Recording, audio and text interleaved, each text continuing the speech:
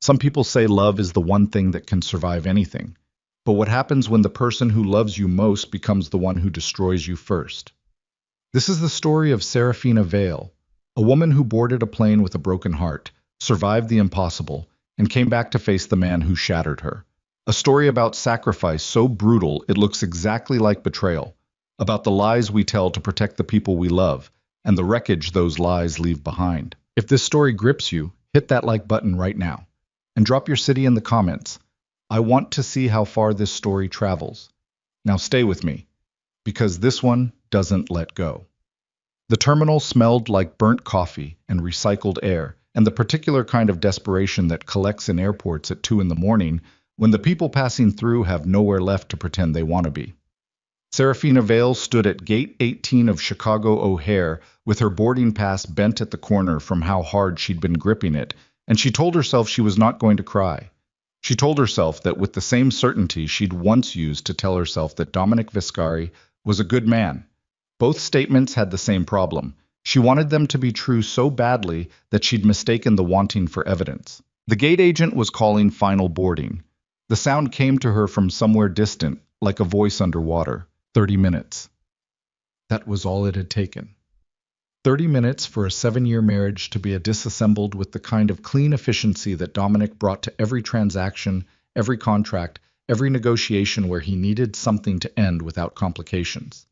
He'd met her in the private lounge, not their home, not anywhere that held any trace of who they'd been together, and he'd stood across a table that felt like a continent and told her it was over. She'd asked why. He'd looked at her the way he looked at subordinates who'd failed to grasp something obvious. Because it is, he said. I don't owe you more than that. The cruelty of it had been so precise that it hadn't registered as cruelty at first. It had registered as a mistake. Some catastrophic miscommunication she could correct if she just said the right thing, found the right angle, appealed to the version of him she knew existed somewhere beneath that expression. She'd heard herself start talking about their apartment, about the weekend in Savannah 2 months ago, where they'd stayed in bed until noon, and he'd laughed at something she said with his whole chest, and she'd thought, I will never stop loving this man. And she'd watched his face while she talked and seen nothing. Not coldness. Worse than coldness. Absence. Like she was describing memories from someone else's life, and he was being polite about it. Get on the plane, Serafina, he said, when she finally ran out of words. Leave. We're done. She'd stared at him for a moment that lasted longer than she could measure. I don't understand, she said. Her voice came out smaller than she intended. I know. He picked up the phone on the table without looking at her again. That's always been the problem. The gate agent was saying something else now. Serafina looked down at the boarding pass in her hand. Chicago to Miami. One way, she'd noticed. He hadn't even had the decency to book her a round trip, because he knew there was no version of tonight where she came back and anything looked the same. That detail, more than anything, made it feel real. He'd thought it through, he'd planned it. This wasn't a fight that had escalated past the point of control.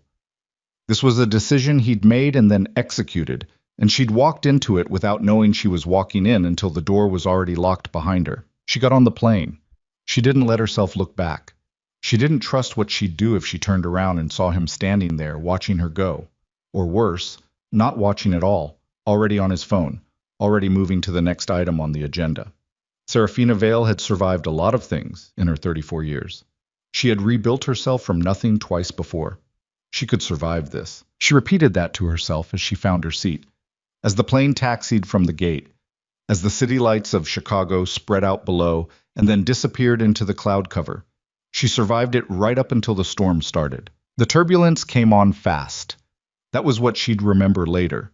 Not the violence of it, but the speed. One moment the cabin was quiet, and the hum of the engines was the particular white noise she'd learned to sleep through on the dozens of flights she'd taken in the years when she and Dominic had traveled constantly, when their life together had felt like the kind of life other people collected photographs of. Then the plane lurched sideways and the overhead compartments rattled, and somewhere in the cabin behind her someone made a short, sharp sound of fear. The flight attendants moved quickly to their seats. That was when Serafina understood the turbulence wasn't ordinary. She gripped the armrests.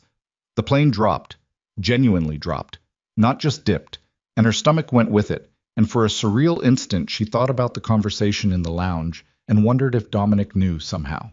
If there was a version of her sitting in some alternate terminal, having not gotten on the plane, and that version was currently furious and heartbroken and absolutely, unambiguously alive. The lights flickered. The pilot's voice came on, tight and controlled in the way that pilots' voices get when the control is doing real work. He said they were diverting around a weather system. He said they were looking at a significant delay.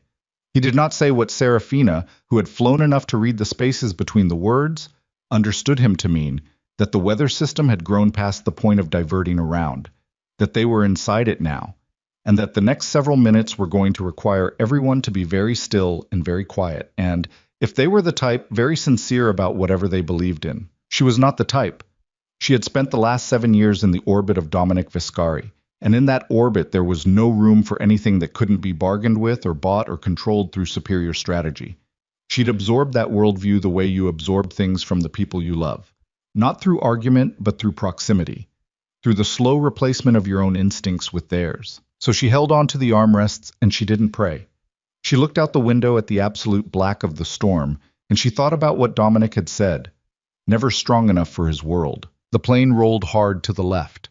The woman across the aisle made a sound that was half scream and cut off into silence, as though she'd caught herself. A bag fell from an overhead compartment somewhere in the back.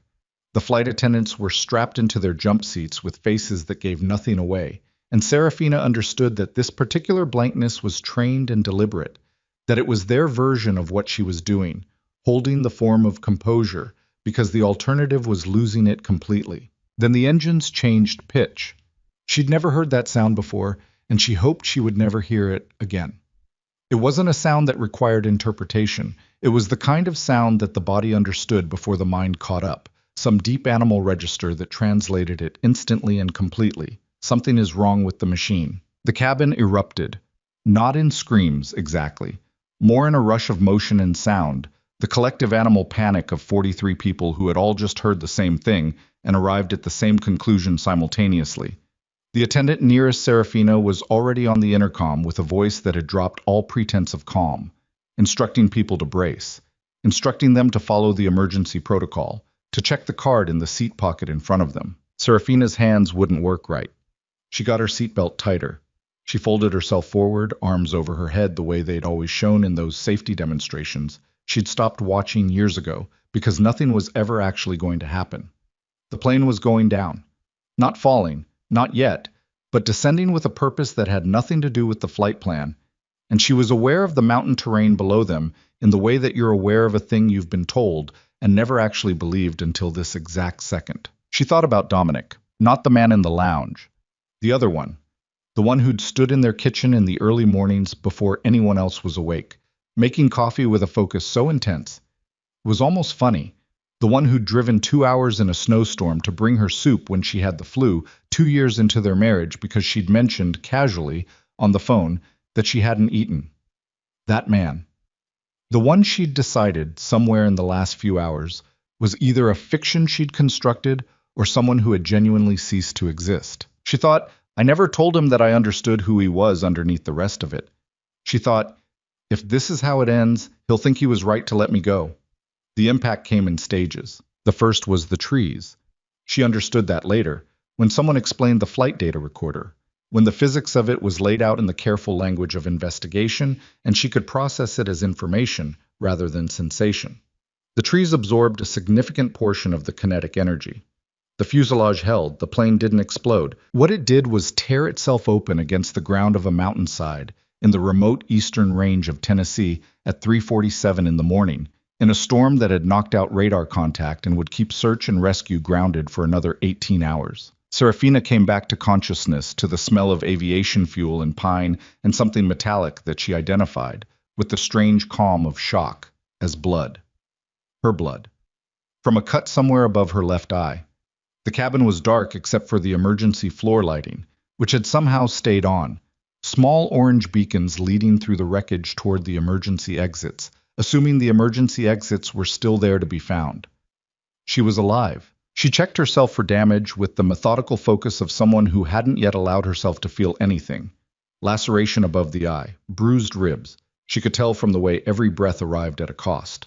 Left shoulder had taken something during impact. She could move the arm, but it sang with pain when she raised it past the horizontal. She was alive. She was relatively intact. She was on the side of a mountain in the middle of Tennessee, in the middle of a storm, in the middle of the night, and she was, in the most literal possible sense, on her own. She got out of the seat. The first thing she did was check the passengers around her. The man in the window seat beside her was unconscious but breathing, and she couldn't move him without risking his spine, so she left him and moved forward and backward through the cabin with the orange floor lights as her guide. 43 people on the manifest. She did a rough count in the wreckage. 31 who responded to her voice, some coherent and some not, some injured and some walking around in the particular floating unreality of unprocessed trauma. The rest she didn't let herself think about yet. Not yet. There was a man named Carl. She learned his name when he grabbed her arm and told her because he needed to assert his own existence to someone. She understood that, who turned out to have field medic training from 15 years in the Army. He became the most important person in the world to her within the next 4 minutes, because he could do the triage she couldn't. He moved through the cabin with a controlled purpose that she recognized. It was the same mode she'd seen Dominic operate in during crises, the same shutting down of everything peripheral so the essential work could happen. She let Carl do what he knew how to do. And she did what she knew how to do. She organized. She'd spent 7 years being the practical machinery behind Dominic's empire, not in the criminal architecture of it, which she'd known nothing about, but in the surface world, the legitimate business world, the events and logistics and the management of things that needed to be in specific places at specific times. She'd been good at it, better than he'd ever fully acknowledged. She moved through the situation now with that same skill, pulling people out of shock and into function, assigning the mobile and capable to tasks. Gather the emergency supplies from the overhead compartments, find and consolidate the survival kits from the emergency equipment bays, identify and mark the structural damage so people knew where the floor wasn't safe. The storm beat against what was left of the fuselage. Outside, through the gaps where the cabin had buckled, she could see the dark mass of the trees, the driving rain coming in at an angle. No visibility, no signal on her phone, no sound except the wind and the rain and the soft sounds of people in pain. She sat down on the armrest of a buckled seat and pressed her sleeve against the cut above her eye and allowed herself for exactly 1 minute to feel the full weight of the night. She had gotten on a plane with a broken heart. The man who'd broken it had stood in a private lounge and dismantled their marriage with surgical precision, and she had believed him, had believed every word of it, because she'd been so terrified that it was real that she hadn't looked hard enough for the cracks in his performance. She'd let herself be sent away like excess inventory, like something that no longer had a function in his operation. And now she was here. And Dominic didn't know. And for all she knew, by the time anyone found this mountain, she'd be a body in the wreckage and he'd hear about it on his phone, in some clean office, from some clean news brief. And he would go very still for a moment, and then he would make himself keep moving because that was what Dominic Viscari did. He kept moving. He did not stop for grief. He had built his entire existence around the principle that stopping was where you died. She thought about how much she hated him for that. Then she stood up, because a girl near the back of the cabin was crying in that quiet, steady way that means a person has given up on being heard, and someone needed to go sit with her. The night passed in increments. The rain didn't stop. The temperature dropped. They were at elevation. She guessed somewhere between 3,000 and 4,000 feet based on the vegetation she could see when the lightning flashed, which gave her a rough geography and no useful information about how to act on it. They had 3 emergency survival kits from the aircraft, each stocked with a Mylar thermal blanket, a small first aid kit, a water purification packet, a signal mirror, a whistle. They had whatever had been in the passengers' carry-ons, snacks, mostly, and the occasional practical item, and 2 full water bottles from a woman named Deirdre who'd been traveling from a wellness retreat and had packed with the devotion of someone who believed deeply in hydration. Carl worked through the night. So did Serafina. They established a rotation, 2 people monitoring the critical injuries, 2 people keeping watch at the largest opening in the fuselage in case conditions changed, the rest resting in shifts. She didn't sleep. She didn't try. Every time she came close to it, something in her body rejected it, like there was an alarm running that wouldn't shut off. Around 4 in the morning, in the particular silence that falls even inside a storm when the rain slows briefly between surges, the man who'd been unconscious in the seat beside her. His name was James. She'd found his wallet while checking his vitals. Opened his eyes. He looked at her with the unfocused confusion of someone trying to locate himself from the beginning. "We're down," she told him. "You're hurt, but you're breathing. Don't try to move your neck. There's someone with medical training looking after you. You're going to be okay." She said it the way you say things when you don't know if they're true. But the person in front of you needs them to be true more than they need the honest version right now. James looked at her for a moment. His eyes moved over her face. The dried blood, the bruising already starting along her jaw, the deliberate steadiness she was projecting with every muscle she had. "You're not okay," he said. It was the first time in hours anyone had looked at her rather than past her, and she felt the observation land somewhere deep in her chest, and then controlled the impact. The way you control an explosion by surrounding it with enough structure to direct the force where you want it to go. "None of us are okay," she said. "That's fine. We don't need to be okay right now." Dawn came gray and wet and incrementally. The storm was breaking, not gone, but pulling back, the violence of it giving way to a heavy overcast that felt, by contrast, like peace. As light returned to the cabin through the gaps and the broken windows, she could see the full architecture of what they'd survived. The front section of the aircraft had held relatively intact. The rear had separated and lay 30 feet back up the slope, and she'd known since her initial count that not all of those passengers had made it. She didn't dwell on it. She couldn't afford to dwell on it. What she dwelt on instead, in the quiet spaces between tasks, was the specific geography of Dominic's face when he'd said we're done. She'd watched him in moments of performance before. She knew what it looked like when he was managing a room, when he was projecting confidence he didn't entirely feel, when he was building a version of himself for an audience. She'd told herself, in the lounge, that she'd seen none of that the blankness was real, that the absence was genuine. But in the gray dawn of a Tennessee mountainside, sitting with an aluminum blanket wrapped around her shoulders and a woman she'd never met sleeping against her arm, Serafina Vale turned the memory over and looked at it from a different angle, and she saw the crack. It had been in his hands. He'd held them very still, too still, the deliberate stillness of someone suppressing movement, rather than the natural stillness of someone at rest. She knew those hands. She'd watched them for 7 years. When Dominic was genuinely unmoved, his hands did nothing. When he was controlling something, containing something, they went rigid in exactly the way she was remembering now. She turned the memory over again and again. She thought about what it would cost a man like Dominic to look at the person he loved most and perform cruelty that precise. She thought about what would make it worth it. She didn't have an answer yet, but she had the question, which was more than she'd had at Gate 18, boarding a flight she hadn't wanted to take, believing a story she should have interrogated harder. By midday, the overcast had lifted enough that they could hear it, the distant percussion of a helicopter working a search pattern. Carl grabbed the signal mirror from the kit. Serafina grabbed the whistle. 2 other passengers found space at the tear in the fuselage and began making noise with whatever they had. The helicopter swung wide, then corrected. Then it came back. She stood at the edge of the wreckage in the thin mountain light, watching the aircraft descend toward a clearing 200 meters down the slope, and she felt the relief move through her like a physical thing. But it moved through her changed, coming out the other side as something harder and quieter than relief. She was alive. Whatever Dominic had done, whatever his reasons, she had gotten on a plane he sent her to and nearly died on a mountainside in Tennessee. And she was alive. And she was going to have to stand in front of him eventually. And when she did, she needed to know the truth. All of it. Every calculation he'd made, every word he'd chosen, every layer of the decision that had put her on Flight 892 alone at 2 in the morning with a broken heart and no warning. She owed herself that much. The helicopter touched down.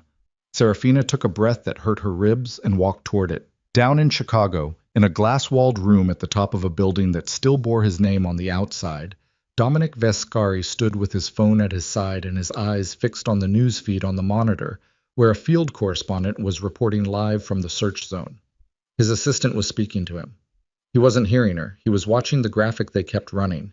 Flight 892, missing. And he was doing the math he'd been doing for 20 hours. The cold, iterative calculation of a man who had built his entire life on controlling variables. The variable he hadn't controlled was the weather. He'd sent her away to save her life. He'd made himself into the thing she'd hate, so she'd go without fighting harder, without asking questions he couldn't answer, without putting herself in a position where the people watching him would decide she was useful. He'd run the numbers, and he'd made the decision, and he'd executed it with the precision he'd spent 38 years cultivating. And now Flight 892 was somewhere in the mountains of Tennessee, and no one had confirmed survivors, and the woman he had systematically dismantled himself to protect might be dead. Because the one variable he hadn't accounted for was the one that came from outside the system entirely. His phone lit up. The number was a private federal line, the investigator he'd been negotiating with in the 48 hours before the decision, the one who'd made clear that Serafina's proximity to him made her a liability on both sides. He stared at the number for 3 rings. Then he put the phone face down on the desk. He was still standing there, not moving, hands rigid at his sides, when his assistant said his name a second time. Dominic. He turned. They found it, she said. The plane. It's on the mountain. They're saying there are survivors. He was already moving before she finished the sentence. Hand on the door, coat, keys, everything else irrelevant. The investigator could wait. The Empire could wait. The entire architecture of the decision he'd made could wait. The only thing that mattered was the name on the passenger manifest of Flight 892. But what Dominic didn't know yet, what he was about to discover when he arrived at the rescue center and watched Serafina step off that helicopter with 3 days' worth of mountain survival written across her face, was that the woman who'd boarded that plane believing she was unloved had come down the mountain having rebuilt herself into something his version of protection hadn't accounted for. She wasn't going to run to him. She wasn't going to collapse into explanation. She was going to look at him across a rescue staging area in Tennessee, with medical personnel around her and cameras already gathering and a story already forming that neither of them could control. And the thing in her eyes was going to be something he'd never seen there before. Not love, not hate. Something past both of those. Something that required truth before it could become anything else. And Dominic Vescari, who had spent his entire adult life controlling every room he entered, was about to find out that the only room he'd never been able to control was the one where Serafina Vale decided she was done being protected and started demanding answers.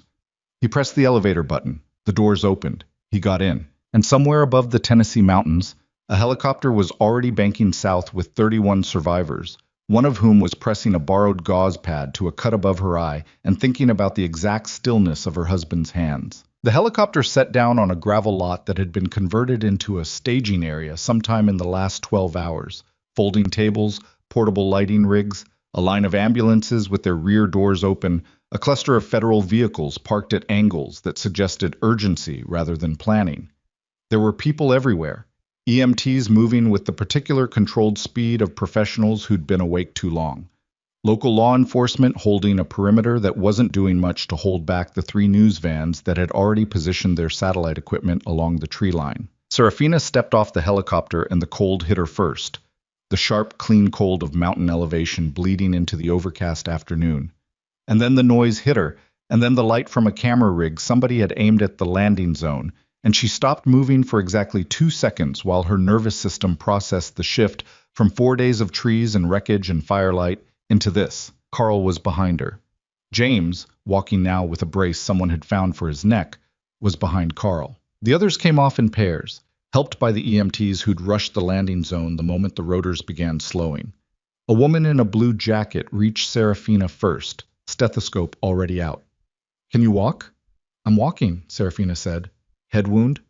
"4 days old. It's not the priority." The woman gave her a look that said she'd be the judge of that, and Serafina let herself be guided toward the nearest table, where someone had laid out blankets and water, and the particular bureaucratic infrastructure of a mass casualty event.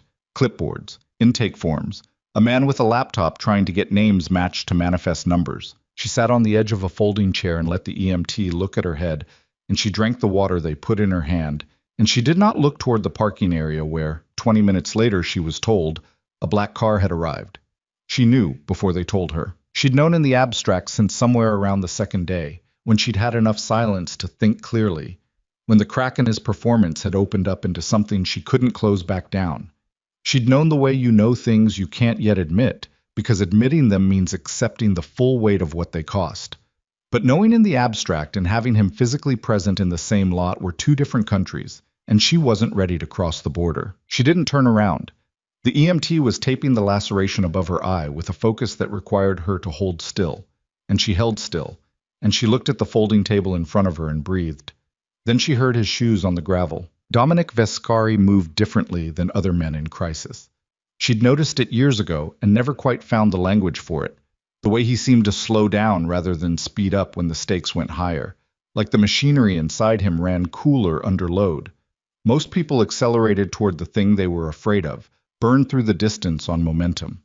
He covered ground at the same pace whether he was crossing a boardroom or, apparently, a rescue staging area in Tennessee where his wife had just been lifted off a mountain. She heard him stop. She still didn't turn around. Serafina. One word. Her name in his voice, and she felt it land in the middle of her sternum like something thrown hard and accurate, and she hated that, hated the precision of it, hated that even now, even here, her body had its own opinion about Dominic Vescari that was completely separate from what her mind had decided. I need another minute, she told the EMT. Almost done. Serafina, he said again. I heard you. She kept her eyes forward. I'm not ready yet. A pause. She could feel him deciding whether to push.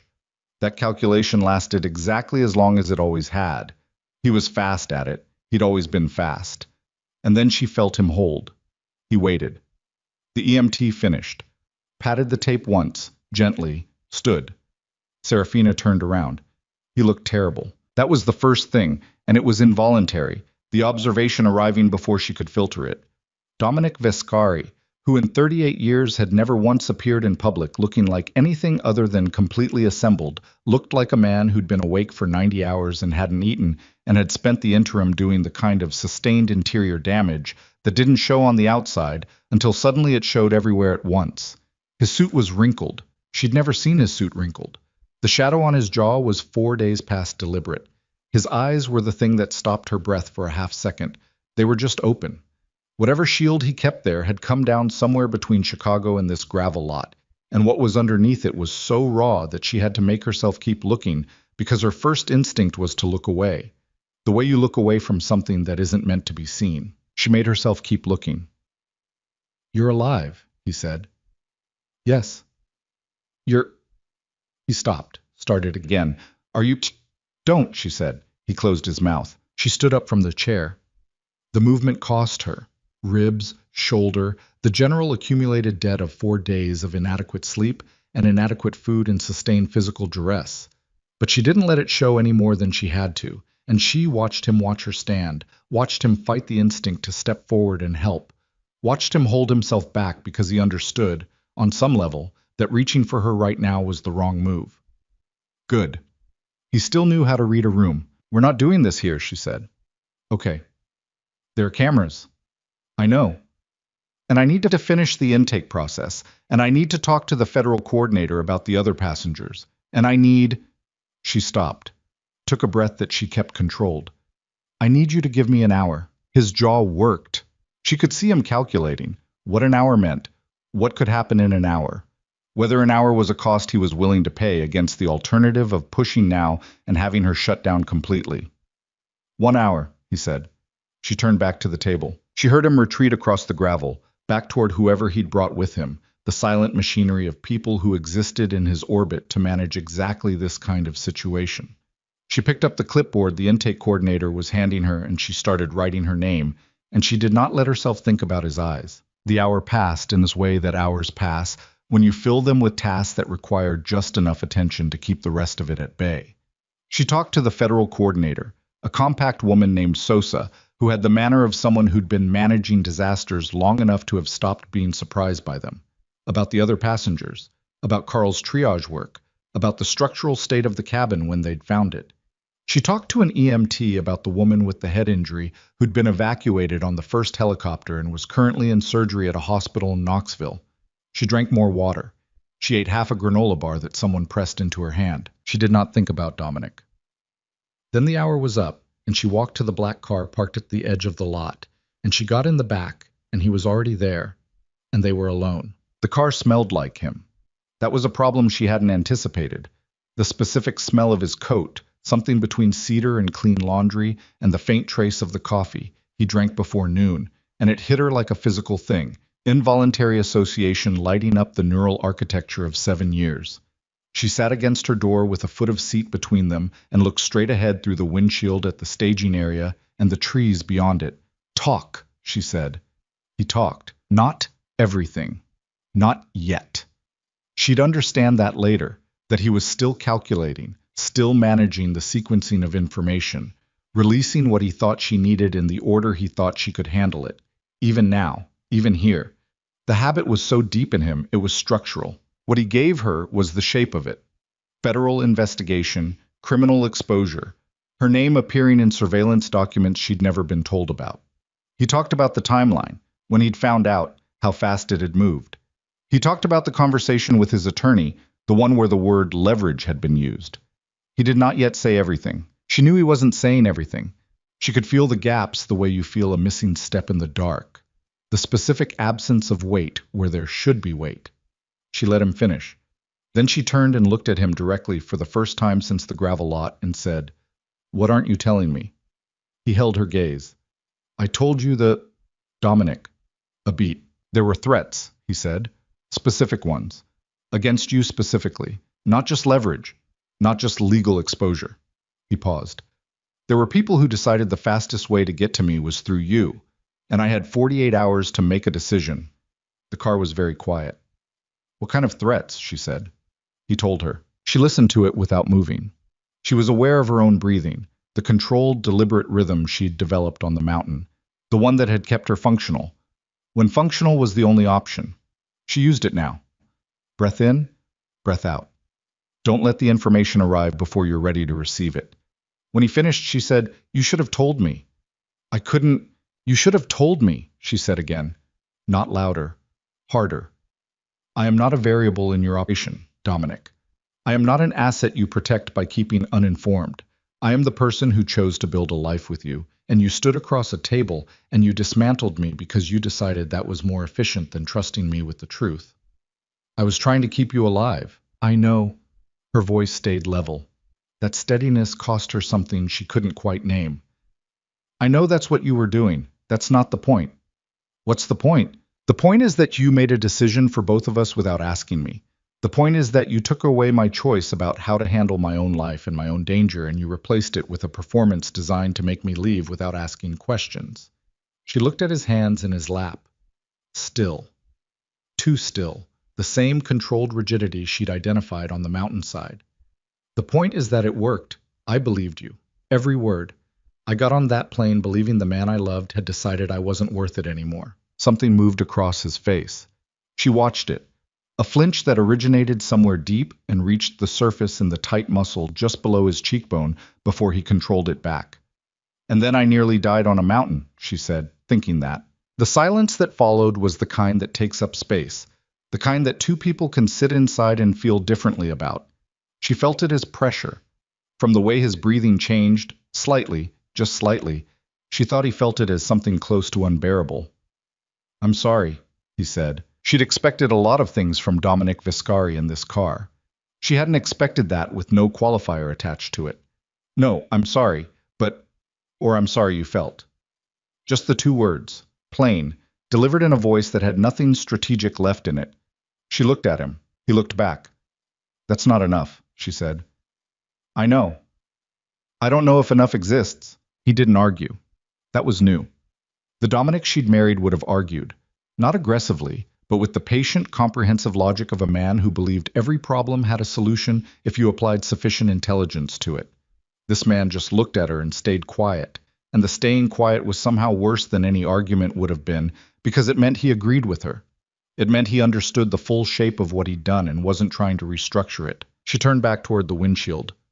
"I'm going to Miami," she said. "I have a friend there. I need somewhere that isn't here and isn't Chicago." "Okay." "I need time." "Okay." "I'm not making any decisions right now, about anything." "I understand." She reached for the door handle, stopped. There was something else she needed to say, and she needed to say it while she still had access to it, before the protective distance started rebuilding. "I thought about you," she said. "On the mountain. A lot." She paused.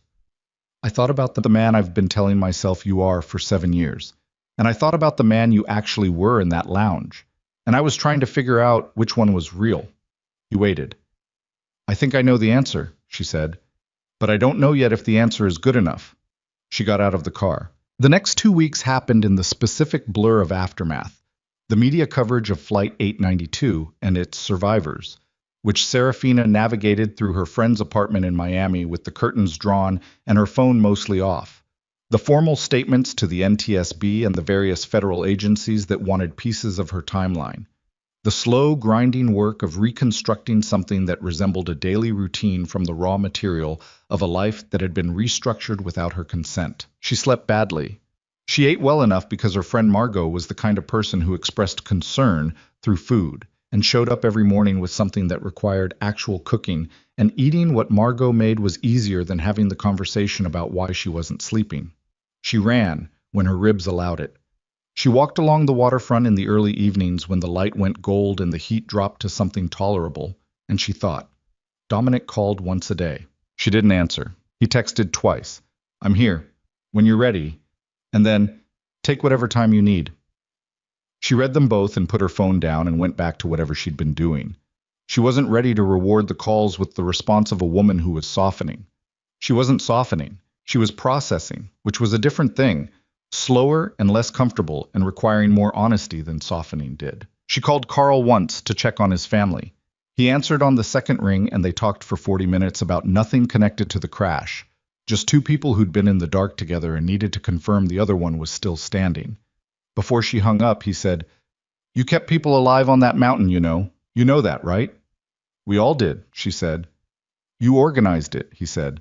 That matters. She thought about that after she hung up. She thought about what it meant to be useful in a crisis when no one had asked you to be. She thought about 7 years of being the practical intelligence behind a man who'd never quite said out loud that he depended on it. She thought about 43 passengers on a manifest and the 31 who'd come off that mountain breathing. She thought about what it had taken to keep 31 people alive for 4 days with 3 emergency kits and a granola bar. She thought, I was never the liability he thought I was. On the 15th day, she went for a long walk and sat on a bench facing the water and let herself be honest about what she already knew, had probably known since the second day on the mountain when she'd started seeing the cracks. She still loved him. She hated that she did, and she didn't think love was the issue. The issue was the architecture of the marriage they'd built. Who held what? Who knew what? Who was allowed into which rooms? The issue was that Dominic had constructed a version of their life in which her safety required her ignorance, and she'd let him do it, maybe even enabled it, because it was easier to be the person who managed the surface while someone else managed the depths. She'd been complicit in her own exclusion. That realization sat inside her chest with the particular uncomfortable weight of things that are true and unflattering and can't be unknowed. She took out her phone. She did not call Dominic. She called his attorney, a woman named Hargrove, whom she'd met 4 times in 7 years and disliked on 3 of those occasions, and was now grateful to have the number for. Ms. Hargrove, she said when the call connected, I need to understand the full scope of what my husband is facing. The investigation, the threats, the timeline. Everything, not from Dominic, from you. A pause. That's going to be a long conversation, Hargrove said. I have time. It was a longer conversation than she'd expected. By the time it ended, the sun had gone down and the waterfront lights had come on, and Serafina was sitting on the same bench in the dark, with her phone in her lap, and a picture in her head that was significantly more complicated than the one Dominic had sketched for her in the back of the car. He'd been telling the truth. She'd been correct about that. But Hargrove, who was constitutionally incapable of managing information the way Dominic managed information, had given her the pieces he'd left out. The full scope of the investigation, the names of the people behind the specific threats, and one additional detail that reordered everything she'd been processing for 2 weeks. The federal investigators had approached Dominic 6 months ago, not 48 hours before he sent her to the airport, 6 months. He'd been living with this for 6 months. He'd been sitting across from her at dinner and sleeping in the same bed and having the same conversations and managing the same surface of their life together for 6 entire months while carrying this, and she'd had no idea. None. He'd been so clean about it that she hadn't sensed so much as a shift in atmospheric pressure. For 6 months, she had been the only person in their marriage who was actually present in it. She sat in the dark with that for a long time. And then she picked up the phone and she called him. He answered on the first ring. I talked to Hargrove, she said. The silence that followed was the silence of a man who understood exactly what that meant. Serafina.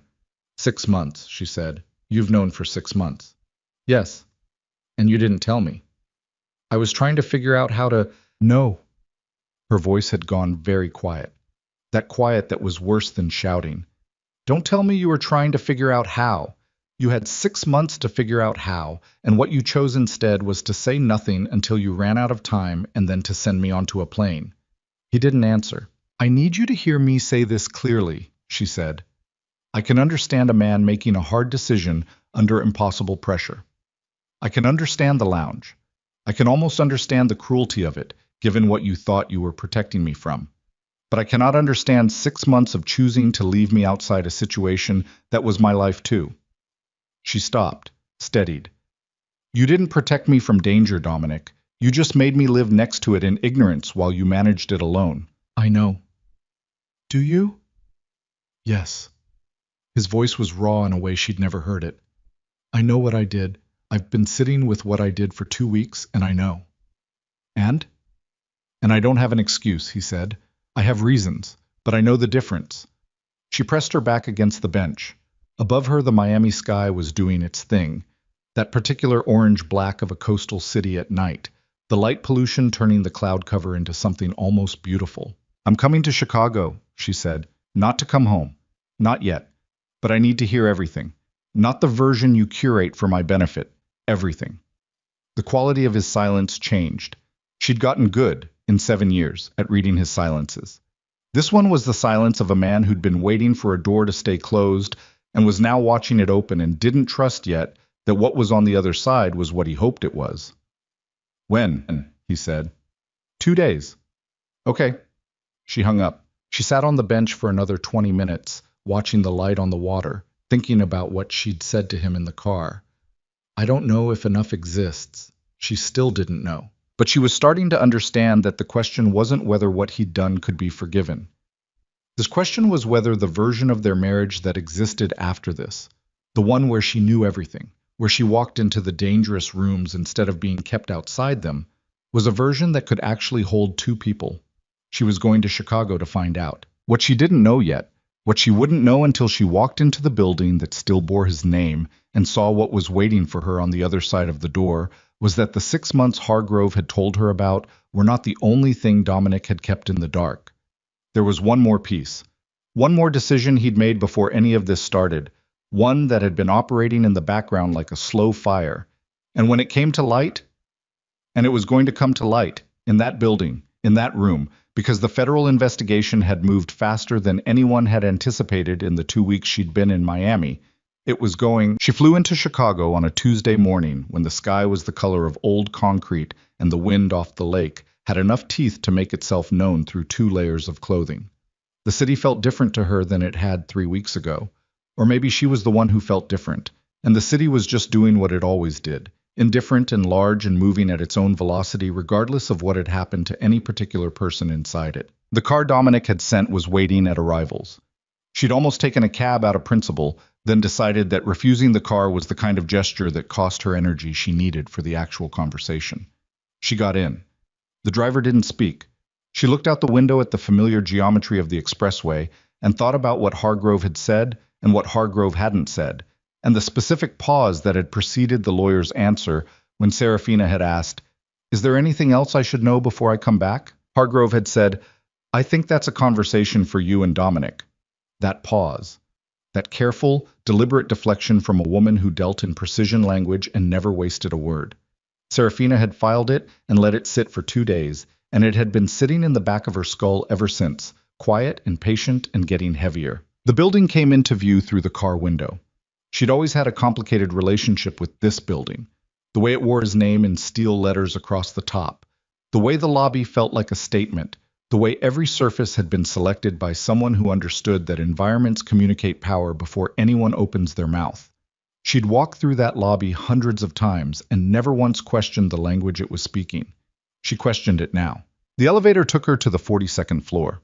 His assistant, a composed young man named Elliot, who had mastered the particular art of being present without being intrusive, met her at the doors and told her Dominic was already in the conference room and that there were two other people present she should be aware of.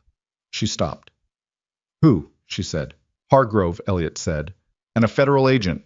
Agent Daria Wren. She arrived 40 minutes ago. He paused, and she could see him calibrating how much to give her. It wasn't scheduled. Serafina took that in. Did Dominic know she was coming? He was informed when she arrived at the lobby. She thought about that for the 3 seconds it took to decide. Then she walked past Elliot toward the conference room, and she didn't knock. The room was glass-walled on two sides, overlooking the city and a gray sky that had begun in the last hour to threaten rain. Dominic was standing at the far end of the long table, not sitting, which told her his body had already registered that sitting was not an option in whatever was happening. Hargrove was to his left with a legal pad and the expression of a woman managing information under pressure. And across the table from both of them was a woman in her early 40s with short dark hair and the kind of stillness that comes not from calm but from sustained professional discipline.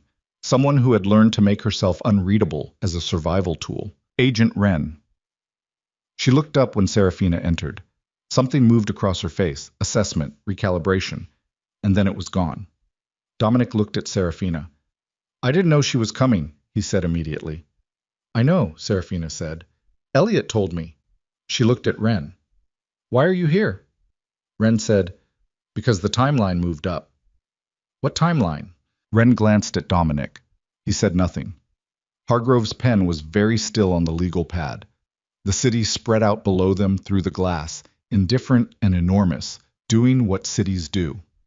Sit down, Miss Vale, Wren said. I'll stand. Wren looked at her for a moment, then nodded as though she'd expected exactly this answer.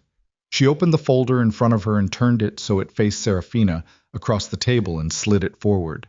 Inside the folder were photographs. The first was a building, an industrial structure, warehouse category, nothing identifying in the frame. The second was a document, partially redacted. The third was a photograph of Dominic taken through what appeared to be a long lens, on a street Serafina didn't recognize, talking to a man whose face had been blurred in the print. She looked at the photographs. Then she looked at Dominic. His jaw was set. That specific set she knew, not anger, not defensiveness. The expression of a man who has run the calculations and arrived at an answer he can't change, and is now deciding how to position himself relative to it. Tell me, she said. He said, 3 years ago, I made a deal. The words arrived in the room and sat there. Before we moved to the Lakeshore apartment, he said. Before the Miami project. Before any of the last 3 years of what you know as our life together. He stopped, started again. There was a man named Carver. He came to me with a proposition. I was overextended. I'd expanded too fast and 2 of the developments had gone sideways, and I needed liquidity faster than the legitimate channels could provide it. He was looking at her steadily, not flinching, which she understood was costing him. Carver's money was clean on paper. The source of it wasn't. I knew that when I took it. She heard herself say, how much? Enough to save everything that was collapsing, he said. 40 million over 18 months. And the source? His jaw moved. Trafficking. Not direct. Carver ran the laundering end. But the origin of the funds... Stop, she said. He stopped. She was aware of her own heartbeat in a way she hadn't been since the mountain, since the moment the engines changed pitch, and her body had registered the information before her mind could catch it. That same animal alarm. Something fundamental being communicated through the physical before language could keep up. She looked at the folder on the table. She looked at the photograph of Dominic on the street. She looked at his face. You knew, she said. You knew where the money came from. Yes. When you took it. Yes.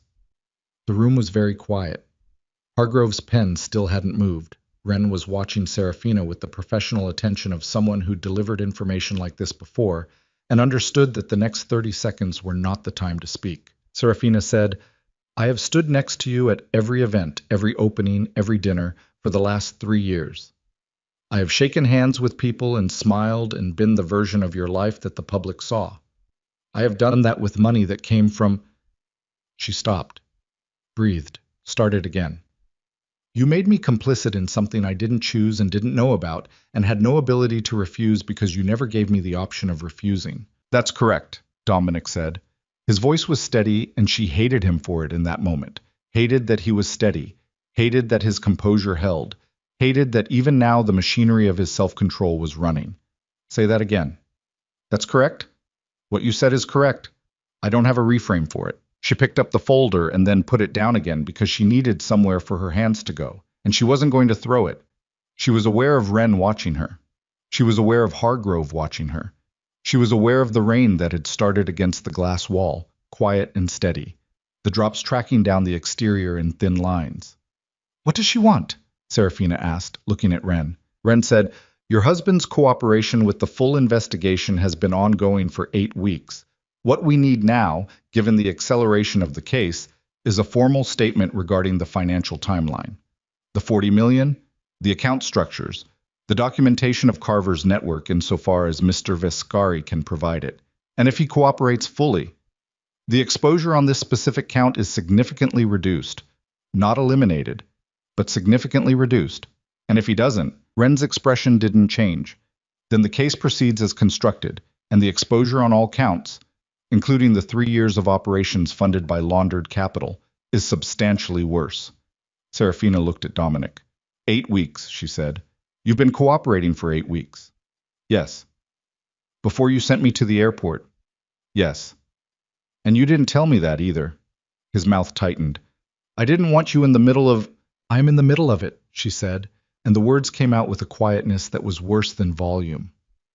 I have always been in the middle of it. I just didn't know I was in the middle of it, which is not the same as being safe. It just means I've been standing in traffic without being able to see the cars. Wren said, Ms. Vale. Serafina looked at her. I need to tell you something directly, Wren said. Your husband came to us. That matters. He initiated the cooperation. We didn't come to him with leverage and extract it. He walked in, and he sat down, and he offered the Carver network in exchange for a structured resolution.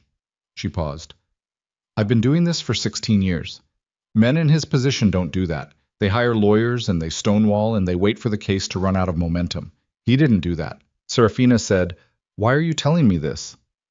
Because I think you deserve the full picture, Wren said. And because what happens in the next 72 hours depends on decisions that aren't entirely his to make. A beat. What decisions? Serafina said. Wren looked at Dominic. Something passed between them. A look that told Serafina this was the part they'd been building toward, the reason Wren was here today, rather than in a week. Dominic said, Carver knows I'm cooperating. The rain against the glass. How? Serafina said. We don't know yet, Wren said. There's a leak somewhere in the information chain. We're locating it. But Carver has known for approximately 72 hours, which means he's making moves, Serafina said. Yes. What kind of moves? Wren said, the kind that involve making the cooperation less valuable by reducing the number of people who can corroborate the financial documentation. She said it with the flatness of someone saying a factual thing, and Serafina translated it with the part of her that had lived next to Dominic's world long enough to understand how it worked in its darkest architecture. Reducing the number of people. She looked at Dominic. I was looking back at her with an expression she'd never seen on him before. Not the controlled blankness of the lounge, not the raw grief of the rescue staging area. Something else. Something that had given up on management entirely and was just present, unmediated, unguarded, the face of a man who had run out of walls to stand behind. Who are the people? She said, and her voice sounded distant to her own ears. There are 3 individuals who can directly corroborate the account documentation, Wren said. 2 are in protective custody. The third... She stopped. The third, Serafina said. The third is a woman named Petra Solano, Dominic said. She managed the accounts for 18 months. She has the documentation that connects Carver's network to the original transaction. He paused. She also has documentation that I didn't know about until last week. Records that Carver doesn't know she kept. Records that, if they reach the federal case file, implicate Carver's entire financial architecture going back 11 years. Where is she? Serafina said. Dominic looked at her for a long moment. She reached out to me 4 days ago, he said. She's in hiding. She won't go into protective custody because she doesn't trust the federal system. There have been 2 previous attempts on individuals connected to Carver's network who were in federal protective arrangements, and both of those arrangements had the same kind of leak that this one has. She trusts you, Serafina said. She trusted me enough to make contact. So she's exposed. Yes. And if Carver gets to her before she can hand over the documentation, then the case against Carver specifically is significantly weakened, Wren said. And Mr. Vescary's cooperation has less value to offer in exchange for the structured resolution. The mathematics of it arranged themselves in Serafina's mind with a clarity she hadn't expected and didn't particularly want. A woman alone. Documentation that could end a criminal network 11 years in the making. A federal case with a leak in it, 72 hours. She looked at Dominic. You need to get to her first, she said. I need to get to her, he said. And I need someone she'll trust enough to come out for. He paused. She won't come out for me alone. After the leak, she doesn't trust any male contact from my side of this. She's had 2 prior approaches that felt off to her, and she went dark both times. He stopped. I told her about you. The room contracted. Dominic, Hargrove said quietly, a warning. He kept looking at Serafina. You told her about me, Serafina said slowly.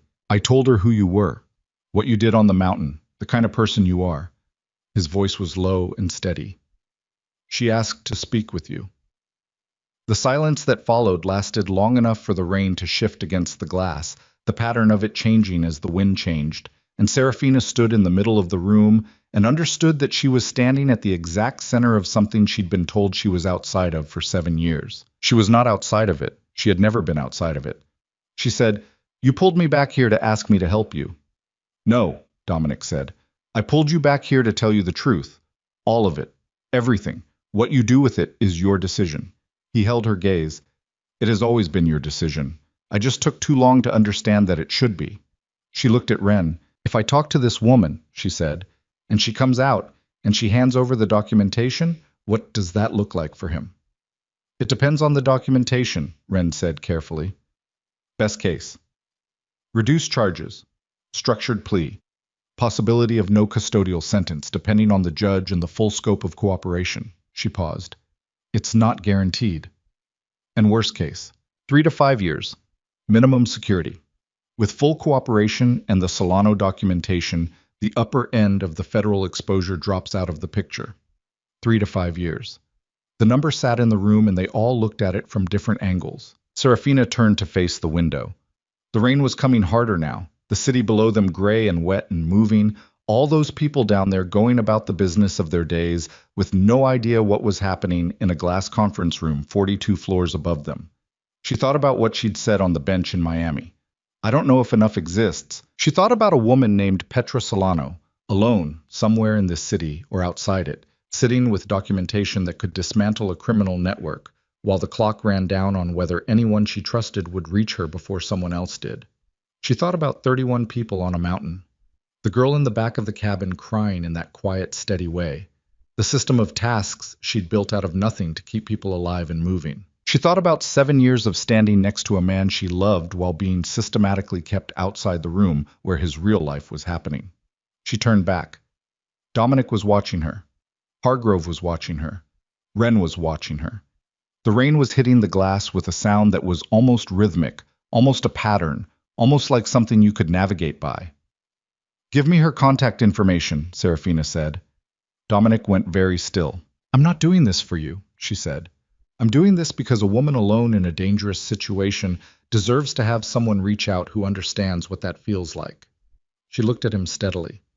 And when this is over, when Petra Solano is in a room with Agent Wren and the documentation is in the right hands and the clock stops, we are going to have a conversation about every single year of this marriage, and you are not going to manage it, and you are not going to curate it, and you are not going to decide in advance what I can handle. She paused. Are we clear? Yes, he said. I mean it. I know you do. She looked at Wren. I need a phone that isn't on a network Carver's people can access, she said. And I need whatever background you have on Solano before I make contact. And I need to know right now whether your leak has been identified, because I am not walking into a situation where the federal system compromises my safety because someone in your chain is... The phone Wren gave her was a burner, Chet. Clean number, no registered identity. The kind of device that existed purely as a conduit and nothing else. She held it in her palm in the elevator going down and looked at the contact information written in Wren's precise handwriting on a folded slip of paper. and she thought about what it meant to call a stranger and ask her to trust you based on nothing but the word of a man that stranger already had reasons to distrust. She thought, this is what Dominic does. He moves pieces. Then she thought, no. He moved pieces without telling anyone. What I'm doing, I'm choosing. The distinction mattered. She wasn't sure yet how much, but it mattered. She made the call from the lobby, standing near the window that faced the street, watching the rain come down on the sidewalk and the people moving through it with their heads down. It rang 4 times. Then a voice, low, careful, the particular carefulness of someone who answered unknown numbers with the full weight of their survival instincts engaged. Who is this? My name is Serafina Vale, she said. Dominic's wife. I understand you asked to speak with me. A pause that lasted long enough to have a texture. He told you, Petra said. He told me everything, or close enough to everything that I came back from Miami to deal with it. She kept her voice level. I'm not here to convince you of anything. I'm here because a woman alone in a dangerous situation reached out, and I understand what that feels like. Another pause. You were on the plane, Petra said. Yes. I followed the story, the mountain. A beat. You kept people alive. Some of them. That's not nothing. No, Serafina said. It's not nothing. The rain came down. Somewhere behind her in the lobby, 2 men in suits were having a conversation about a merger with the focused energy of people who had no idea what was happening 10 feet away. I need a face-to-face, Petra said.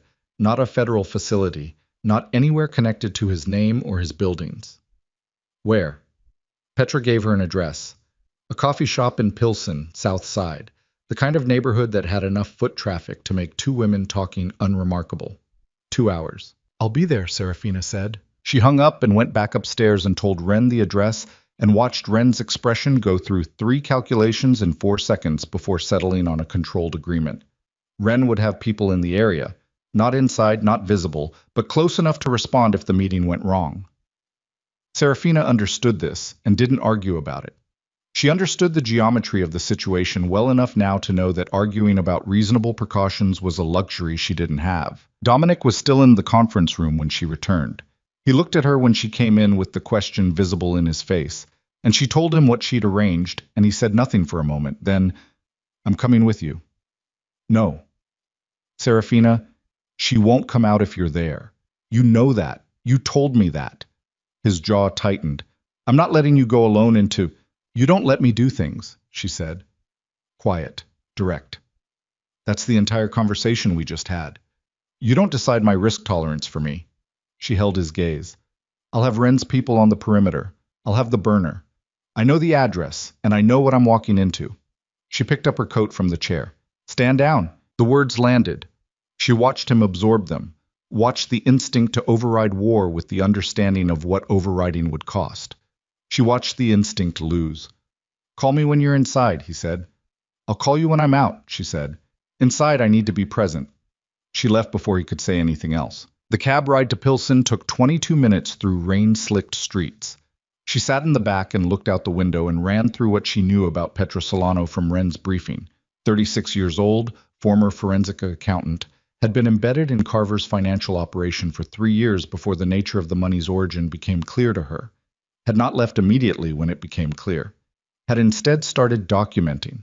Had built, over 18 months, a record that was either the most thorough piece of financial forensics Ren had seen in her career, or the most dangerous thing a private citizen had constructed in the state of Illinois in the last decade, depending on your angle. A woman who'd understood that the only protection available to her was information. Serafina thought, I understand that. The coffee shop was a narrow place on a corner, the kind with mismatched chairs and local art on the walls, and a counter staffed by people who'd worked there long enough to have opinions about the regulars. It smelled like espresso and wet coats. She scanned the room when she walked in and found Petra in the back corner, facing the door, with a coffee she hadn't touched, and both hands visible on the table in the specific arrangement of someone who'd learned to make themselves non-threatening as a default position. Serafina sat down across from her. They looked at each other. Petra Solano had dark eyes that moved with a speed that came from sustained alertness rather than anxiety. The kind of vigilance that had been running so long it had become background process. She was thin in the way of someone who'd been under sustained stress and forgotten to compensate for it. and she had a bruise along her left jaw that was 4 to 5 days old, going yellow at the edges. And she was wearing a jacket that was too large for her, in the way of borrowed clothing. Someone hit you, Serafina said. First approach team, Petra said. 6 days ago. I got away. She said it with a flatness that meant she'd already processed the fear and come out the other side into something more functional. You look like your photographs. You've seen my photographs. I've been thorough about the people connected to this. She wrapped both hands around the untouched coffee. I want to know why you're here. I told you on the phone. You told me a version. I want the real one. Serafina looked at her directly. My husband made decisions for 3 years that put me in the middle of something without my knowledge or consent. The same thing that happened to you, being inside a dangerous situation without full information, happened to me in a different way. And now I'm sitting across from a woman who has documentation that can end Carver's operation. And the federal timeline is moving, and you're alone with a bruised jaw in someone else's jacket, and someone needs to be the bridge between where you are and somewhere safer. She paused. I can be that bridge. Petra looked at her for a long moment. He doesn't deserve you, she said. That's a separate conversation, Serafina said. Right now I need to know if you'll come in. I need guarantees Ren can't give me. What kind? The leak in the federal chain, they've identified it, Serafina said, as of 2 hours ago. Ren told me before I left the building. A paralegal in the U.S. Attorney's Office who'd been compromised through a family member.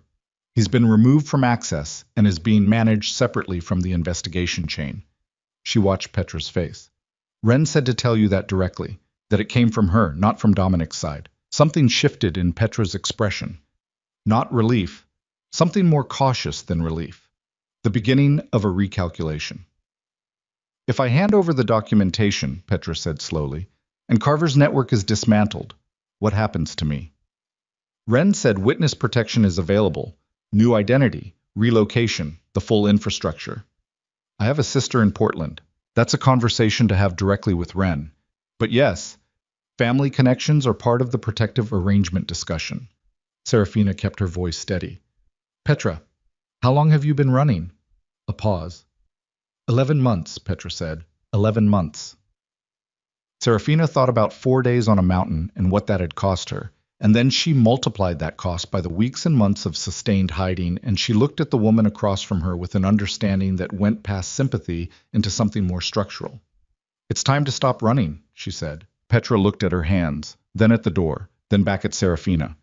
The calculation running behind her eyes was visible. Not sloppy, but visible, the final iteration of a process that had been running for a long time and was arriving at a terminal point. Okay, she said. How do we do this? They were 4 blocks from the coffee shop, walking toward the car Ren had staged on a parallel street, when Serafina's burner buzzed. Ren's number. She answered. Move faster, Ren said. We have eyes on a vehicle that pulled onto the block 20 minutes ago. 2 occupants. They're watching the coffee shop. Serafina kept walking, kept her voice down. How did they find the location? Working on it. Keep moving. Don't run. The car is on Halstead. Blue sedan. Driver's name is Torres. Get in and don't stop. She ended the call and looked at Petra without breaking stride. We need to move, she said. Petra read her face and didn't ask questions. That, more than anything, told Serafina what 11 months of running had done to this woman's instincts. She was faster than most people would be, already adjusting her pace, already scanning without appearing to scan. They turned the corner and the rain hit them directly. No building cover, the wind channeling between the blocks.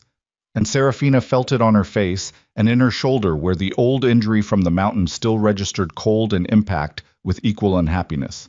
She kept moving. She saw the vehicle Ren had described before they were halfway down the block. The sedan was parked ahead on the right with its engine running, a thin exhaust curl visible in the rain. Torres. She moved toward it. Then behind her she heard it, the specific sound of a car door opening fast and feet on wet pavement, and the urgency in it that didn't need any translation. She grabbed Petra's arm and ran. The sedan was 30 feet ahead. The sound behind them was 2 sets of footsteps, closing, and someone saying something sharp and clipped that wasn't meant for them but was coordinating between the 2 people behind them, and Serafina was aware of her ribs and her shoulder in the specific clinical way of someone who knows an injury is about to become relevant and is already deciding how much of it she can afford to feel. Torres had the door open before they reached the car. She pushed Petra in first, got in behind her. Torres had the car moving before the door was fully closed. Through the rear window, she saw the two men reach the spot where they'd been and stop, not pursuing into traffic, not producing anything, just stopping with the particular stillness of men who'd been close and understood they'd missed. One of them had a phone already at his ear, reporting. Serafina turned forward and put her back against the seat and breathed. Petra was breathing hard beside her. Her hands were shaking, fine, controlled tremors that she was aware of and didn't try to hide, which somehow made them less alarming than if she'd tried to suppress them. "We're okay," Serafina said. Petra looked at her. "How do you do that?" "Do what?" "Sound like that. Like you mean it." Serafina thought about a mountain and 31 people and 4 days of saying things that needed to be true more than they needed to be certain. "Practice," she said. Torres took them to a federal staging location, not a field office, a private address, a house in Bridgeport that Wren had been using as a secondary site. Wren was already there when they arrived, which told Serafina that the vehicle tracking had given her enough lead time to reposition. The house was warm and smelled like coffee and old wood, and had the peculiar lived-in quality of a space that had been used for operational purposes long enough to accumulate the artifacts of sustained human occupancy. Wren looked at Petra. Petra looked at Wren. Serafina stepped aside. What followed was 90 minutes she spent in a separate room, sitting at a kitchen table with a cup of coffee. She drank slowly, listening to the rain on the roof and the muffled sound of voices from the other side of the door. She didn't try to parse the conversation. It wasn't hers to parse. She'd been the bridge. Petra was across. She called Dominic. He answered before the first ring completed. "I'm out," she said. "Petra's with Wren." She heard him exhale.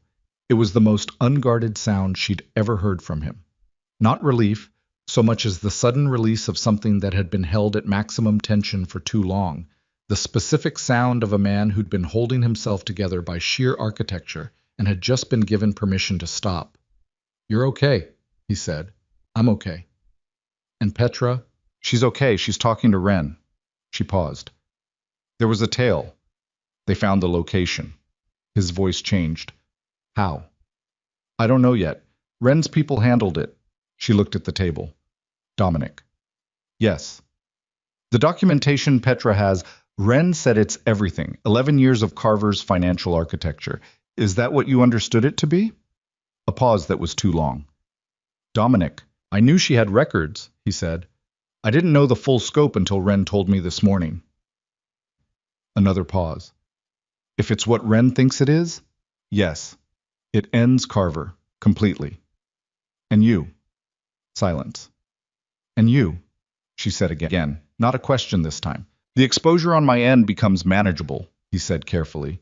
"With full cooperation and the Solano documentation, Hargrove believes we're looking at the structured plea, reduced charges, possible non-custodial." He stopped. "It's not certain, but possible." "Yes." She looked at the rain against the kitchen window, the drops hitting the glass and running, each one separate, each one following the same gravity down to the same edge. "I need you to understand something," she said. "Tell me, if this works, if Carver goes down and you take the structured plea and we come out the other side of this, that is not the end of the conversation."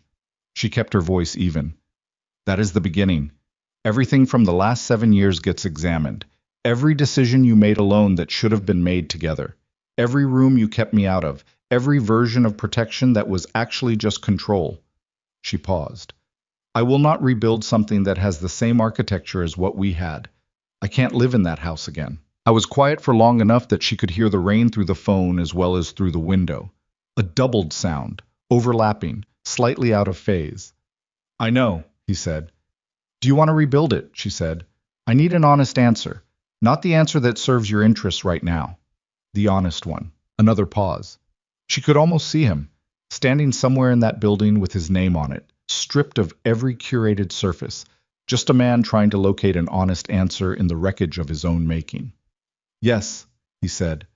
"I want to rebuild it. I don't know if I know how to be different than I've been, but I want to try.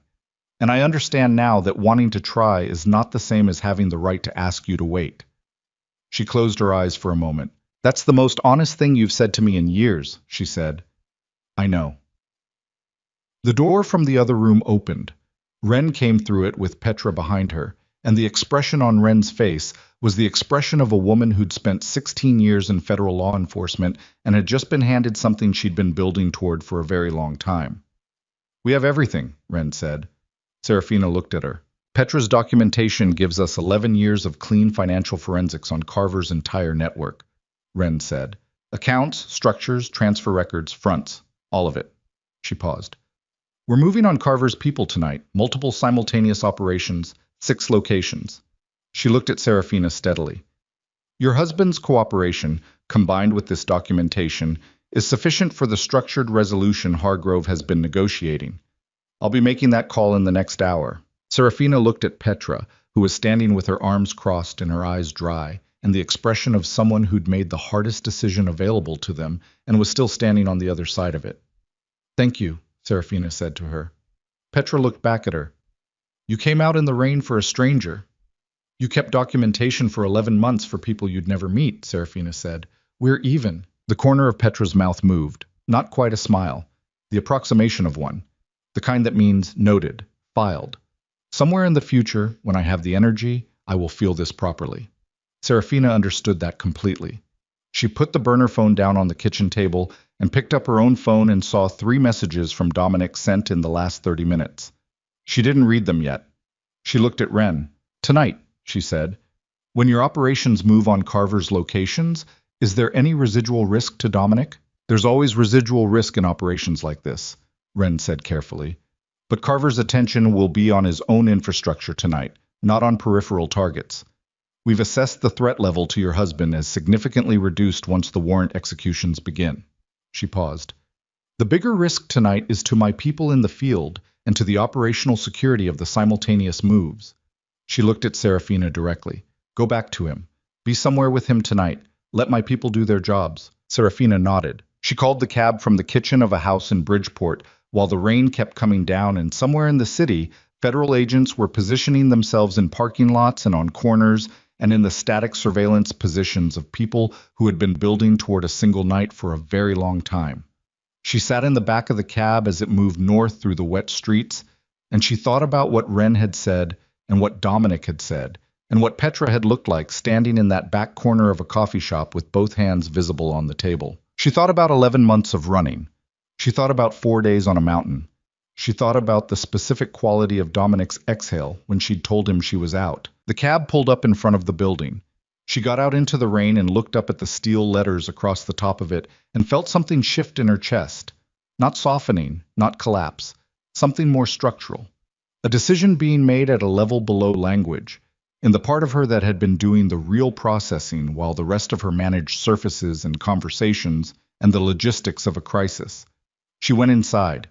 He was waiting in the lobby, not upstairs, not in the conference room.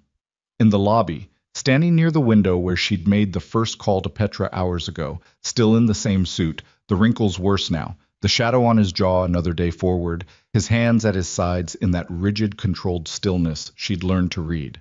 He looked at her when she came through the doors. She crossed the lobby toward him, and the distance closed, and she stopped 2 feet in front of him and looked at his face, all of it, the open, unguarded version that had appeared at the rescue staging area and hadn't entirely gone back down. And she said nothing for a moment. He said nothing. The rain was audible against the lobby windows. Somewhere above them, 42 floors of an empire in the process of being dismantled and rebuilt into something that might hold a different kind of weight. And here, at ground level, 2 people standing close enough to touch in a lobby that still bore his name, with everything broken open between them and nothing yet decided about what came next. "Ren said go be somewhere with you tonight," she said. "Okay," he said. "I'm not forgiving you tonight," she said. "That's not what this is." "I know. But I'm not leaving either." He looked at her with something in his face that she couldn't name and didn't try to. She turned toward the elevator. He fell into step beside her. The doors opened. They got in. As the elevator began to rise and the lobby fell away beneath them, Serafina stared straight ahead at the closed doors and felt the weight of the night pressing in from all sides. Petra's bruised jaw, the footsteps on wet pavement behind them. Ren's face when she said we have everything, Dominic's exhale on the phone. and she understood that the wreckage was real, and the rebuilding was real, and neither of them was going to be simple or clean or finished tonight. But somewhere in the city, federal agents were moving on 6 simultaneous locations. And the man standing 18 inches to her left was not going to manage her out of a room. The elevator opened on the 42nd floor, and they walked out into the silence of an office building after hours. The kind of silence that has texture. The residual hum of HVAC. The distant sound of the city through triple-pane glass. The soft automatic click of motion sensor lights coming on in the corridor as they moved through it. Dominic's office was at the end of the hall. He unlocked it and held the door, and she went in ahead of him, and he didn't comment on that, just followed and left the overhead lights off and turned on the single lamp on the credenza that made the room amber and smaller and less like a statement. She sat on the couch against the wall. He sat in the chair across from it. Not his desk chair, the chair he used when he didn't want a piece of furniture between him and whoever he was talking to. She'd watched him make that choice in meetings before. She understood what it communicated.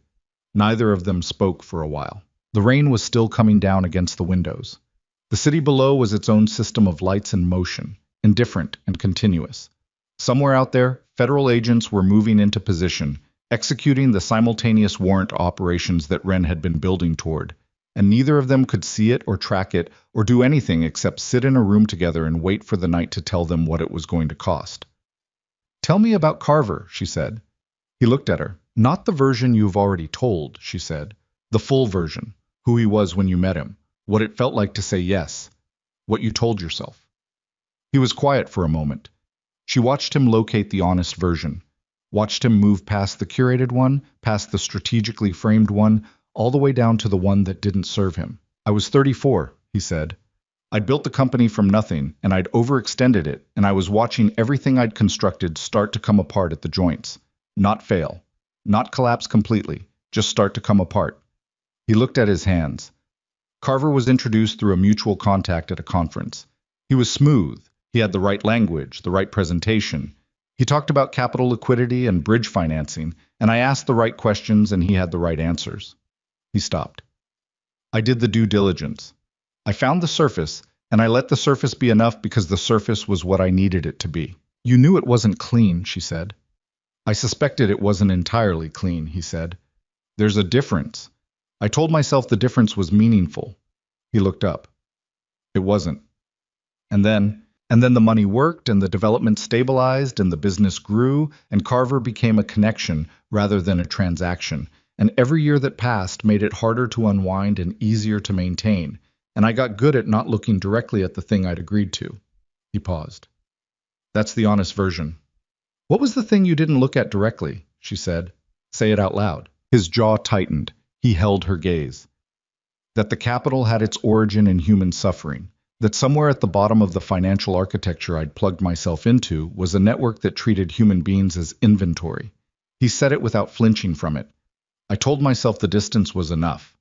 That I was so many removes from the source that the contamination didn't reach me." He stopped. "That was a lie I told myself every day for 3 years. The rain, the city lights, the amber lamp making everything close." "Why did you go to Wren?" she said. "Because 18 months ago I found documentation in my own files that I hadn't put there," he said. Carver had been using the account structures I'd built for my legitimate operations as a secondary laundering layer without my knowledge. He'd gotten into my architecture. He looked at her steadily. He'd made me unknowingly complicit in operations I didn't authorize and wouldn't have authorized. And when I understood what he'd done, I understood that the distance I'd told myself about was gone. That there was no version of continuing that didn't make me directly responsible. He paused. "So I went to Wren, and you still didn't tell me." "No." "Why?" He looked at her for a long moment. "Because telling you meant showing you who I actually was," he said. "Not the version of me you'd been living with. The version that had taken Carver's money and told himself the story about distance." He stopped. "I was afraid of what you'd do when you saw it." She sat with that. "You were afraid I'd leave," she said. "Yes. So instead you manufactured a reason to send me away." She looked at him. "You understand how that logic works against itself?" "Yes." A pause. "I understand that now. I understood it the moment the plane disappeared from radar." She leaned back against the cushion and looked at the ceiling. The amber light reached the edges of the room and left the corners in shadow, and it was quiet enough that she could hear both of them breathing, not in sync, slightly off phase, two separate rhythms in the same room. I keep thinking about what I thought on the mountain, she said, when I was trying to figure out which version of you was real, the man in the lounge or the man I'd been married to. She looked back at him. I've had weeks to work out the answer. Do you want to hear it? Yes, he said. They're both real, she said. That's the part I had to get to. The man who drove 2 hours in a snowstorm because I mentioned casually that I hadn't eaten. That was real. And the man who took $40 million from a source he knew wasn't clean because he needed the problem to go away. That was real too. And the man who stood in a lounge and performed cruelty he didn't feel to send me somewhere he thought was safer. That was also real. She looked at him steadily. You're not the curated version and you're not the worst version. You're all of it. And I spent 7 years only being allowed to see the curated parts. And what I've been sitting with in Miami and on that bench and in every quiet hour since the mountain is that I don't know if I can love all of it. I know I've been loving the part I was allowed to see. The rest of it, I'm still meeting. He looked at her with the open, unguarded face that had appeared at the staging area and hadn't gone back down. Is that something you want to do? He said. Meet the rest of it. I don't know yet, she said. I'm still deciding. His phone buzzed on the arm of the chair. He looked at it. Then he turned the screen toward her. Ren's number. He answered on speaker. Ren's voice was steady and clipped with the particular compression of someone in an operational moment. Vescari. 6 locations hit simultaneously at 2200 hours. Carver was apprehended at the Wilmette property. 11 arrests total, including the 2 members of his financial team who had direct knowledge of your account structures. A pause. It's done. Neither of them spoke. Hargrove will receive the formal resolution offer from the U.S. Attorney's Office tomorrow morning, Ren said. Based on the Solano documentation and the full scope of your cooperation, the offer will reflect the structured plea we discussed. Reduced charges. Non-custodial recommendation. Another pause. I want to be clear. The judge has final discretion. The recommendation is not a guarantee, but based on what we have, the U.S. Attorney will be arguing for it. Understood, Dominic said. Ms. Vale, Ren said. Yes, Serafina said. Petra Solano is in protective custody as of 2 hours ago. She asked me to tell you. A brief pause, as though Ren was checking something. She said, she came out in the rain. A beat. I think you know what that means. I do, Serafina said. Get some sleep, Ren said. Both of you. Tomorrow is paperwork and it's going to be long. She hung up. The room was quiet again. Outside, the rain had slowed. Not stopped, but reduced to a thin, steady presence, rather than an event. The city lights had the quality they get in the small hours, fewer moving parts, the static structure of the place more visible without the traffic obscuring it. Dominic set the phone down on the chair arm. He looked at her. She looked at him. Non-custodial is not a guarantee, she said. No. There's a version of tomorrow where Hargrove walks out of that office with numbers that change everything. Yes. She looked at his face and she didn't look away from it and she said, Are you scared? He held her gaze. Yes. Good, she said. That's honest. She stood up from the couch. He started to stand and she shook her head. A small gesture, one hand slightly raised, and he held. She crossed to the window and stood with her back to him, looking at the city below. And she let herself be in the full weight of the moment rather than managing it. All of it. The mountain, the lounge, the bench in Miami, the coffee shop in Pilsen, the rain on wet pavement, and the footsteps behind them, the sound of his exhale on the phone when she'd said, I'm out. The 7 years of a marriage that had been real and flawed, and partly hidden, and was now, stripped to its skeleton in the amber light of a late-night office, exactly what it was. No more surface. No more curated distance, just the skeleton. She thought about what you do with a skeleton. You could leave it. She knew that was a real option, had known it since the mountain when she'd looked at the wreckage of the fuselage, and understood that some things that come apart cannot be put back together in their original form. The skeleton of their marriage was real, and it was there, and she was not required to rebuild anything on top of it. But she also thought about what Carl had said. You kept people alive. And she thought about what she'd understood on the bench in Miami, that she'd been complicit in her own exclusion, that she'd accepted the curated version because it was easier than demanding the full one, that the architecture of what they'd built had required her participation to stand. She had helped build the house that kept her outside certain rooms. That was her part of this. Not his sin. Hers. She turned around. I need you to understand something that's also true, she said. Not about you. About me. He waited. I let it happen, she said. Not the Carver piece. I couldn't have known about that. But the structure of it. The arrangement where you managed the depth and I managed the surface, and we both agreed that was how it worked. She looked at him steadily. I didn't ask enough questions. Not because I wasn't smart enough to ask them. Because the answers would have required me to have a harder conversation, and the life we'd built was comfortable enough that I chose comfort over clarity. She stopped. That's my part of this. I own it. Something shifted in his face. Not surprise, exactly. Something closer to recognition, the specific expression of a person who's been waiting for a truth to be said out loud and is now watching it happen. I didn't know you felt that, he said. I've had a lot of time on a mountain and a bench, she said. She came back to the couch and sat down closer to him this time. Not touching, but closer. She looked at the space between them and then at him. Here's what I know, she said. I know that I still love you. That's not a decision. It's just a fact I've been carrying around for weeks trying to determine the implications of. She paused. And I know that I cannot go back to what we had. Not the shape of it, not the arrangement of who knows what, and who's protected from what, and who decides what either of us can handle. She looked at him directly. So the question is whether there's something else, something we build from the actual materials rather than the curated ones. He leaned forward in the chair, elbows on his knees, looking at her from 2 feet away with the face she was going to have to decide what to do with. I don't know how to be a different man than I've been, he said. I told you that on the phone, and I meant it.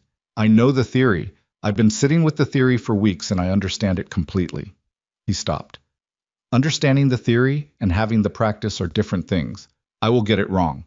I will default to the old patterns because they're structural at this point. They're load-bearing in who I am. He paused. But I want to try. And I will tell you every time I catch myself defaulting. And I'm asking you, not managing, not deciding for both of us, to stay while we find out if trying is enough. She looked at him for a long time. The rain had stopped while they were talking. She became aware of it gradually. The absence of the sound against the glass. The quiet that replaced it. The city at 2 a.m. doing its minimal version of itself.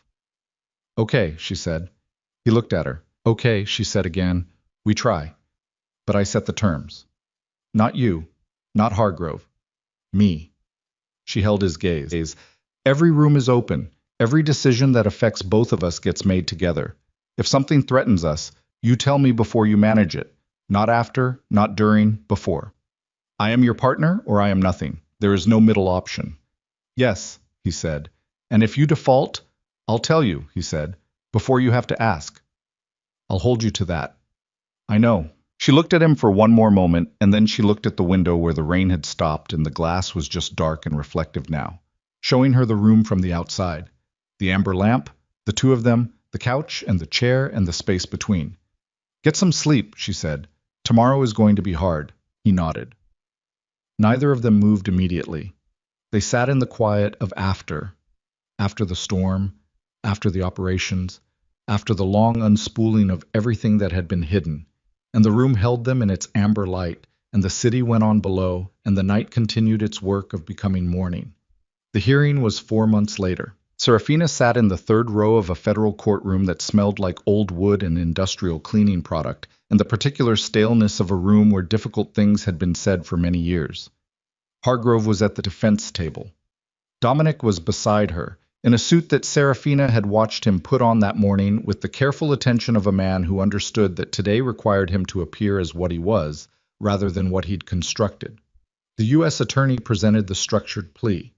The judge, a woman in her 60s with reading glasses on a chain and an expression that gave away less than Dominic's did on his best day, reviewed the documentation for a period that lasted longer than anyone in the room was comfortable with. The non-custodial recommendation held.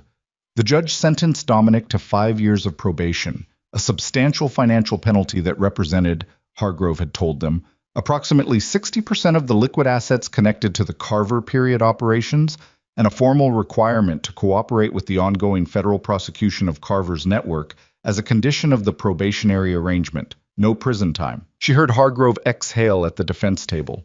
She heard the shift of bodies in the seats around her. She sat very still and looked at the back of Dominic's head and watched him absorb the sentence with the stillness of a man who had prepared himself for worse and was now doing the internal arithmetic of what the actual cost meant. He turned and looked at her. She nodded once. Small, direct. He turned back to the judge. Outside the courthouse, in the gray November light with the wind off the lake doing what it always did, they stood on the steps while Hargrove spoke with members of the legal team and the world continued its business around them. Serafina stood beside him, and they didn't touch, and they didn't speak for a moment, just breathed the cold air and looked at the street. 60% of those assets, she said. Yes. What does that leave? Enough to rebuild, he said. Not what we had, but enough. She thought about that. Enough to rebuild. It was, she decided, probably the right amount. Not so little that rebuilding was impossible, not so much that the cost didn't register. The cost needed to register. It needed to be carried forward into whatever came next as a weight rather than a footnote. The lakeshore apartment, she said. Yes. I want to sell it. He looked at her. I'm not coming back to that apartment, she said. We can find something else. Something that isn't built on the arrangement we're dismantling. She paused. I want to start in a place that doesn't have the shape of what we were already pressed into the walls. He was quiet for a moment, then, okay. That's it? Okay? I said I wasn't going to manage your decisions, he said. You want to sell it? We sell it. You pick what comes next. A pause. That's what okay means. She looked at him. Something in her chest adjusted. Not dramatically, not a turning point, just a small internal recalibration. The beginning of evidence. The first data point in the longer project of determining whether okay meant what it was starting to sound like. Come on, she said. Hargrove wants to go over the probationary terms. They walked down the steps together. Petra Solano testified against Carver 7 months later in a separate proceeding that Serafina followed through the news rather than from a courtroom seat. The financial documentation proved to be precisely what Wren had assessed. 11 years of clean forensic records that dismantled Carver's network from the inside out. He was convicted on 23 counts. The sentence was significant and without a probationary option. Serafina read the verdict in the kitchen of the apartment in Lincoln Square that she and Dominic had found together 3 months after the courthouse steps. A third-floor place with wood floors and tall windows, and no history that belonged to either of them. Just a set of rooms they were filling with new evidence of what they were becoming. She read the verdict, and then she put the phone down and went back to the coffee she'd been making. Dominic came in from the other room. He'd been on the phone with Hargrove. The probationary requirements generated a steady, low-level logistics load that had become a regular feature of their week. The bureaucratic texture of consequence. He saw the phone on the counter and looked at her. Carver, she said. He picked up the phone, read it, set it down. Good, he said, just the one word. She watched him to see if there was more, and there wasn't. Just the word, flat and complete. The appropriate weight of a man who understood exactly what the verdict meant and wasn't going to perform anything around it. She poured 2 cups of coffee and handed him one. They stood at the kitchen counter in the morning light and drank their coffee in the particular quiet of 2 people who have been through enough together that silence doesn't require filling. The call from Petra came 3 weeks after the verdict. Serafina answered it at the window where the afternoon light was coming in at a low angle. The specific light of early February that had no warmth in it, but had a clarity that summer light never quite managed. Petra was in Portland, her sister's neighborhood. She was working, she said, consulting, forensic accounting, the legitimate kind. She sounded different than she had in the coffee shop in Pilsen. Not lighter exactly, more settled. Like a person who had stopped running and was still figuring out what their body did now that it didn't have to be ready to run at any moment. How are you? Serafina asked. Working on it, Petra said. That's the honest answer. That's the right answer. How are you? Petra said. Serafina looked around the apartment. The wood floors, the tall windows, the coffee cups on the counter, Dominic's coat on the hook by the door. The particular ordinary texture of a life being rebuilt from its actual materials. Working on it, she said. Petra made a sound that was almost a laugh. Good answer. They talked for 20 minutes about things that had nothing to do with Carver or federal proceedings or Tennessee mountains, about Portland and Chicago, and the specific challenges of learning to exist in a city where nobody knew your history, about what it felt like to wake up and not run the threat assessment that had been the first mental act of every morning for a very long time. Before she hung up, Petra said, "I think about the mountain sometimes." "So do I," Serafina said. "What do you think about it?" Serafina thought for a moment. "I think about what it asked us to do that we didn't know we could do," she said. "The mountain didn't care about our histories or our damage, or the specific ways we'd broken ourselves before we got there. It just presented a situation and we responded to it." She paused. "I think about that as a model for the rest of it." A beat. "That's good," Petra said quietly. "That's really good." The daughter arrived 14 months after the courthouse steps, in October, when the leaves outside the Lincoln Square apartment were doing what Chicago leaves do, burning through their colors fast and hard before the cold took them. The whole beautiful, necessary process of letting go. They named her Isla. Serafina held her in the hospital room in the late evening when the visitors had gone and the ward had settled into its overnight quiet, and Dominic was sitting in the chair beside the bed, not performing anything, just present, close, the man in full rather than the curated version. And she looked at the weight of this new person in her arms and felt something she hadn't expected, not simply love, which she'd anticipated, but clarity. The specific clarity of understanding what you're doing something for. She looked at Dominic. He was already looking at her. "She's going to know everything," Serafina said. "When she's old enough. All of it. The real version." "Yes," he said. "No curated version. No managed narrative." "No," he said. "The real one." She looked at Isla, who was doing what very new people do, breathing with her whole body, every breath a full commitment, nothing held back. "The real one includes the hard parts," Serafina said. "It includes the hard parts," he agreed. "That's what makes it real." She nodded. He reached across and put his hand over hers on the blanket. Not Isla's blanket, her hand, the one not occupied with holding their daughter. The gesture was so quiet and so direct and so without performance that she felt it land in the exact center of what they'd been building for the last 14 months. All the evidence accumulating into something she was finally willing to call by its right name. Not the marriage they'd had. Not the curated arrangement with its managed rooms and its comfortable surfaces and its structural exclusions. Something harder and lighter at the same time. Something that had been stress-tested by the specific conditions required to break it and had come through in a different shape than the original. Not restored, not repaired, but transformed, the way materials transform under sufficient pressure, becoming something the original form couldn't have been. 3 years after the verdict, Serafina stood in the lobby of the first community center they'd opened on the south side, watching a Tuesday afternoon program run its course.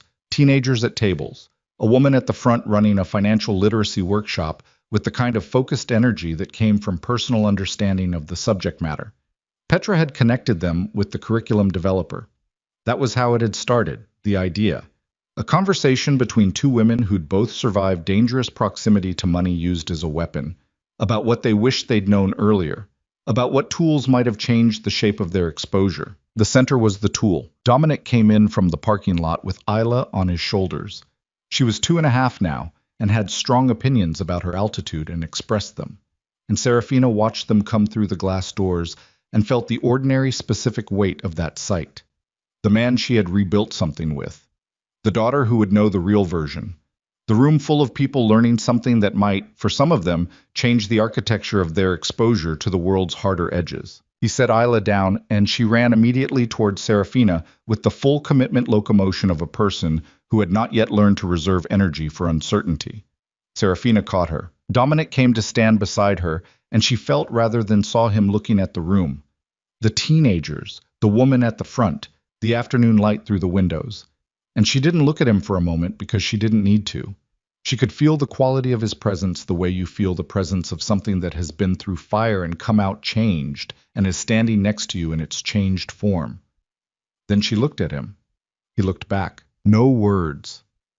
Nothing that needed managing or framing. Just two people in a room they'd built from the materials of their actual lives. The crash, the mountain, the lies, the lounge, the federal courthouse in November, the kitchen in Lincoln Square, the hospital room in October, standing next to each other with their daughter between them and the late afternoon making everything gold. The plane had disappeared into a storm-filled night, and a woman had come down a mountain 3 days later, someone different than the one who'd gone up. Not better, necessarily.